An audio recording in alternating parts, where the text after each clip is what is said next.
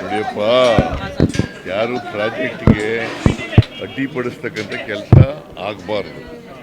Project ಅದಕ್ಕೆ ಅದರಲ್ಲಿ ಏನು ಸಮಸ್ಯೆ ಇದೆ ಅಂತ ನಾನು ಇವ್ರ ಜೊತೆ ಡಿಸ್ಟ್ರಿಕ್ಟ್ ಇನ್ಚಾರ್ಜ್ ಮಿನಿಸ್ಟರ್ ಜೊತೆ ಮಾತಾಡಿದ್ದೀನಿ, ಪರಮೇಶ್ವರ್ ಜೊತೆ. ಅವರು ಹೋಮ್ ಮಿನಿಸ್ಟ್ರು ಕೂಡ ಇದ್ದಾರೆ, ಅದನ್ನು ಬಗೆಹರಿಸಿ ಅಂತ ಹೇಳಿದ್ದೀನಿ.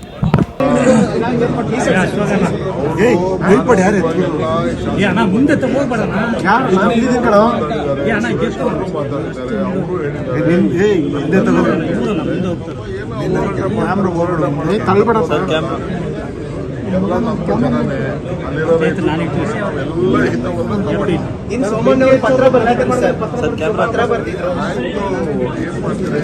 ದೊಡ್ಡವರು ಸೆಂಟ್ರಲ್ ಮಿನಿಸ್ಟರ್ ಮಾರ್ಗದರ್ಶನ ಕೇಳ